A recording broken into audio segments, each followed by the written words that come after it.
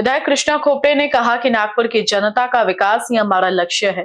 2014 के बाद शहर में मेट्रो, समृद्धि महामार्ग, सड़कें और औद्योगिक परियोजनाएं शुरू हुई हैं। रोजगार बढ़ा है और नागपुर तेजी से स्मार्ट सिटी के रूप में आगे बढ़ रहा है।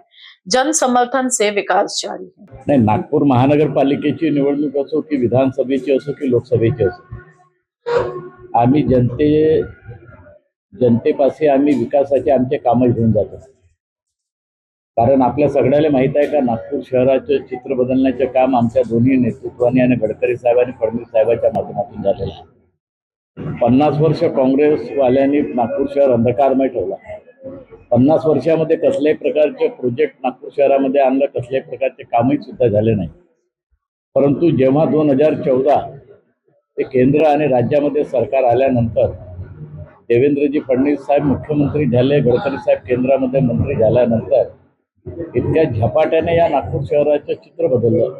नागपूर शहराच्या चारही दिशेने तुम्ही कोणत्याही भागामध्ये अगर गेलात तर सगळीकडे तुम्हाला डेव्हलपमेंटचे कामं दिसतील. सिमेंट रोड असतील, अनेक प्रोजेक्ट असतील, मेट्रो असतील, ओव्हरब्रिज असतील, अंडरब्रिज असतील, अशा प्रकारची अनेक कामं आमच्या नेतृत्वाने केल्या आहे. आणि त्यामुळे हे जनतेला दिसतंय, जनतेच्या समोर आहे, जनतेला हे दिसते आहे. आणि म्हणून निवडणूक कोणतीही असो, आम्ही हे विकासाचे कामं घेऊनच जनतेच्या समोर जातो. काँग्रेसवाल्यापाशी कसल्याही प्रकारचं बोलण्यालायकचं काहीच राहिलेलं नाही. ते आरोप प्रत्यारोप, हे झालं तर हे काऊन नाही झालं, हे तसं झालं तर असं काऊन नाही झालं, याच्याशिवाय त्यांच्यापाशी दुसरं काहीच या ठिकाणी नाही आहे. आणि म्हणून तुम्ही पाहिलं असेल, नागपूर शहरात बी आम्ही काँग्रेसच्या पंठ्याबोर केला आहे आणि पूर्व नागपूरमध्ये तर आम्ही काँग्रेसचा विषय संपवलेला आहे. कारण पूर्व नागपूरमध्ये बी काँग्रेसने 50 वर्ष राज्य केलं आणि 50 वर्षामध्ये पूर्व नागपूरमध्ये एखादं तरी स्वर्ण अक्षरामध्ये लिहिलं जाईल, एखादं तरी प्रोजेक्ट त्यांनी आणलं का? नाही तर मी दाव्यानं सांगतो का, मी आमचे नेते गडकरी साहेब आणि फडणवीस साहेबांच्या माध्यमातून नागपूर शहरात सगळ्यात जास्त आम्ही प्रोजेक्ट पूर्व नागपूरमध्ये आणले. सगळ्यात जास्त डेव्हलपमेंट आमच्या पूर्व नागपूरमध्ये आलं. अनेक ओव्हरब्रिज आमच्या नागपूर शहरामध्ये, सगळ्यात जास्त ओव्हरब्रिज आमच्या पूर्व नागपूरमध्ये आहे. मेट्रो आमच्या पूर्व नागपूरमध्ये आले, RTO आमच्या इथं आले. असे अनेक सिम्बॉसिक आलं, नरसिंह कॉलेज आलं, असे अनेक प्रकारचे प्रोजेक्ट आम्ही आपल्या नागपूर शहरामध्ये बी आलेले आहे, पूर्व नागपूरमध्ये बी आलेले आहे. आणि त्यामुळे आम्ही विकासाचाच मुद्दा घेऊन आम्ही जनतेच्या समोर जातो आहोत. आणि आम्ही पूर्व नागपूर हा टँकर मुक्त केला आहे. 2-4% राहिलं असेल तर राहिलं असेल, लेकिन आम्ही पूर्व नागपूर हा टँकर मुक्त केला आहे. काँग्रेसने 50 वर्षामध्ये तेही करून नाही दाखवलं, तेही सुद्धा आम्ही केलं आहे. आणि म्हणून आता काँग्रेस आमच्या पूर्व नागपूरमध्ये टोटली खतम झाली आहे. नाही, नागपूर शहरामध्ये युतीच्या दूरपर्यंत संबंधच येत नाही. कारण नागपूर शहरामध्ये भारतीय जनता पक्षाचं संघटन मजबूत आहे, कार्यकर्त्याची फौज आहे, कार्यकर्त्याची ताकद आहे. ही निवडणूक काही लोकसभेची आणि विधानसभेची निवडणूक नाही आहे. हे सामान्य कार्यकर्त्याची निवडणूक आहे, बूथमधून निर्माण झालेल्या कार्यकर्त्याची निवडणूक आहे. आणि म्हणून या नागपूर शहरामध्ये, बाकीचे मी सांगत नाही, परंतु नागपूर शहरामध्ये युतीच्या दूरपर्यंत संबंध येत नाही.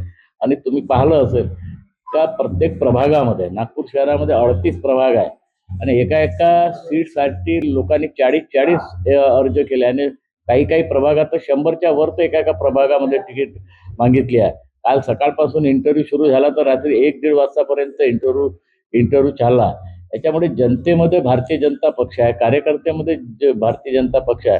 आणि त्यामुळे युतीच्या दूरपर्यंत संबंध येत नाही आणि कार्यकर्त्याच्या भाजपमध्ये सन्मान होईल. नाही, शिंदे गटासोबत युती व्हावी, जिथं संभावना त्यांना आहे तिथं युती व्हावी.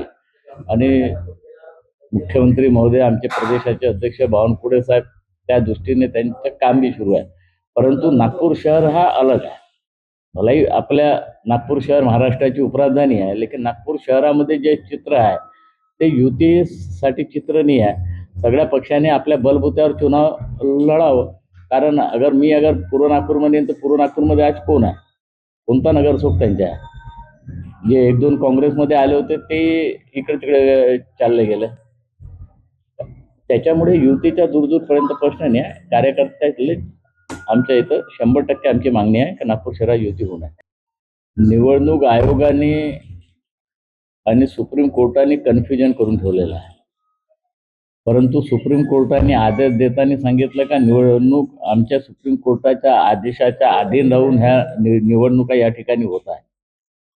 परंतु ही निवडणूक सामान्य कार्यकर्त्याची राहते आणि त्यामुळे निवडणूक आयोगाने काय ॲफिडेव्हिट दिलं, कशा प्रकारचं कन्फ्युजन निर्माण झालं हे ते सांगू शकतात.